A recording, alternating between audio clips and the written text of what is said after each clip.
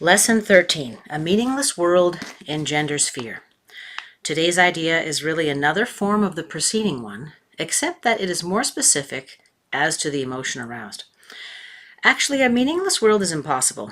Nothing without meaning exists. However, it does not follow that you will not think you perceive something that has no meaning. On the contrary, you will be particularly likely to think you do perceive it. Recognition of meaninglessness arouses intense anxiety in all the separated ones. It represents a situation in which God and the ego challenge each other as to whose meaning is to be written in the empty space that meaninglessness provides.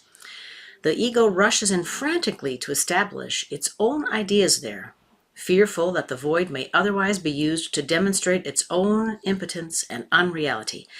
And on this alone, it is correct. It is essential, therefore, that you learn to recognize the meaningless and accept it without fear. If you are fearful, it is certain that you will endow the world with attributes that it does not possess and crowd it with images that do not exist. To the ego, illusions are safety devices, as they must also be to you who equate yourself with the ego. The exercises for today, which should be done about 3 or 4 times, not more than a minute or so at most each time, are to be practiced in a somewhat different way from the preceding ones. With eyes closed, repeat today's idea to yourself. A meaningless world engenders fear. Then open your eyes and look about you slowly, saying, I am looking at a meaningless world. Repeat this statement to yourself as you look about. Then close your eyes and conclude with, a meaningless world engenders fear because I think I'm in competition with God. You may find it difficult to avoid resistance in one form or another to this concluding statement. Whatever form such resistance may take, remind yourself that you are really afraid of such a thought because of the vengeance of the enemy. You are not expected to believe the statement at this point and will probably dismiss it as preposterous. Note carefully, however, any signs of overt or covert fear which it may arouse. This is our first attempt at stating an explicit cause and effect relationship of a kind which you are very inexperienced in recognizing. Do not dwell on the concluding statement, and try not to even think of it except during practice periods.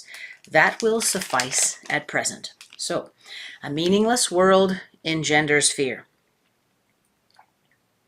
Let's close our eyes and repeat this idea to ourselves. A meaningless world engenders fear.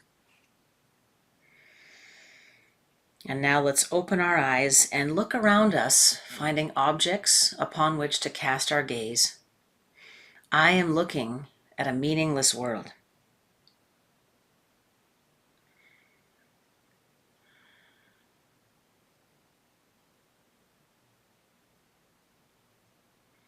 I am looking at a meaningless world.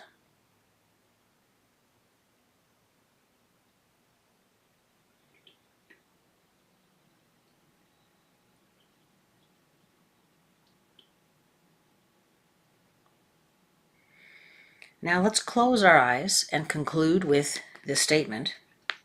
A meaningless world engenders fear because I think I am in competition with God.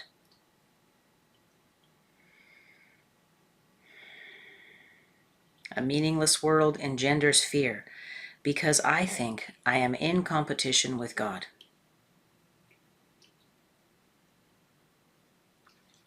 Thank you for joining us today for Lesson 13. I look forward to seeing you tomorrow for Lesson 14.